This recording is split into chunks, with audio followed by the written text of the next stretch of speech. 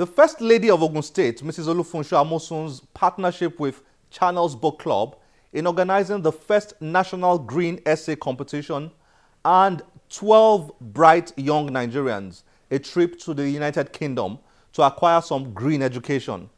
What they did was to read her book titled Green Education for the Youth and write essays to review it in a nationwide competition.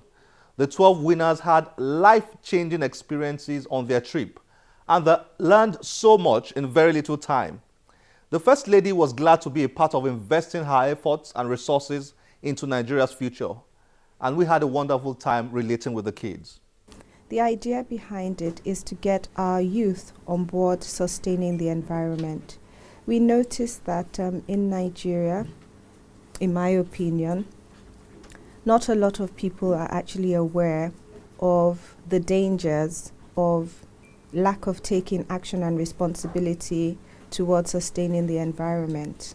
And this made me initiate an initiative called Pt.2, which is Green Education for the Youth. And to encourage our children across Nigeria to actually imbibe this culture, I wrote a basic book which is called Pt.2, and to encourage the children to read it, we went a step further to organize a national green essay competition. We knew that if we told the students or children across Nigeria that if they read this book and won a competition, that they would go for a trip in Europe, that it would motivate them to read the book. The motivation isn't to get the children to want to actually go to Europe, it's to actually encourage a greater number of children to read the book and thereby become more aware of the essence of sustaining the environment. So that's actually what the Pt.2 initiative is about. The most important thing I've learned is how to live with different people, tolerate different people coming from different backgrounds, thinking different ways, knowing different things. And also I've been exposed to another part of the UK, another angle to it, and I see it in a different light. And the most important is I've learned different things about the environment, how to sustain the environment, how to keep the environment how it's supposed to be, how to take care of the environment, sustainable energy resources, different recycling methods, ways to dispose of waste, a lot of things. I've learned a lot here, I have to be honest, I've learned a lot. The Brighton, went to Brighton, I've seen how they've made every single thing on going green. They've made it more exciting so people are more interested in it. For example, their museums, the games, they made it more exciting so people tend to want to come. Crystal, how they made going green and conserving look very interesting. I showed you games and all those things. It makes it look very lively and fun. Well, that's really a lot for me because it's a first time experience and I think I've learned a lot. Everything has been very interesting. I mean, the trip, the places I've been to, I didn't think I could ever even be there. Just like the Science Museum, the Natural History Museum, the Waste House at Brighton, then the Strana Park, the Greenhouse, then the Crystal, a lot of places, even the cable ride we took and all that. It's been really interesting and very educative.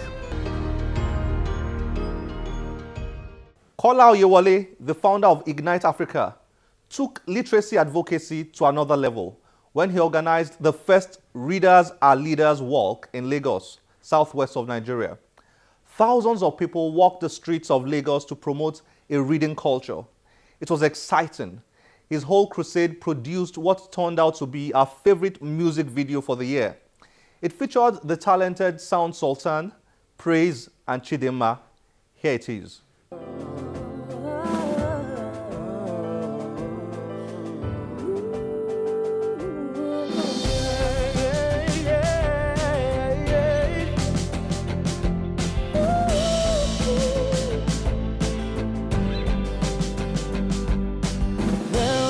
You'll never know, places you will never go, opportunities you'll never seize, people you will never meet. Mountains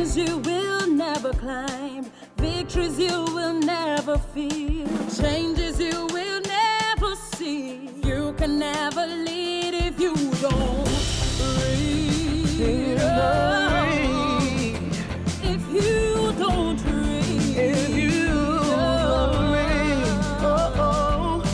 There are heights you cannot reach, limits that you'll never pass, problems you will never solve, issues you won't understand. All the knowledge that you need, all the wisdom that you see, all you need so you can win. You can have it all if you just read. If you just read, you can have it all. If you just read. I ain't gonna change the world. I ain't gonna make it work. I ain't gonna make that change if you don't read. If you don't read, I ain't gonna be the leader. I ain't gonna be the leader. Be the one to lead tomorrow. You really need to read today. This is about raising awareness and then going beyond just rhetorics to do tangible things to ensure that we revive the reading culture in Nigeria. We believe that if a problem exists and you do not bring it to the fore and confront it frontally, it may just lie there forever and begin to degenerate and get worse than you can imagine. So this for us is to bring it into the face of Nigerians to say there is a problem with reading in Nigeria, and we can see the attendant result or consequences of that in failure rates as high as 84% in national exams. It's absurd for a nation well endowed like ours. So this is a walk to raise awareness, to say we have a problem here, let's address it. I also believe that there's a fundamental that we're missing. Our children are not taught how to read. And how do you learn how to read? Is how to spell, how to identify alphabet, and how to put those alphabets together to form a word. So we already have a fractured beginning. For children. I believe that if we can come together and support this cause, that will be a first step into seeing to it that we achieve our goal of elevating the education system in Nigeria.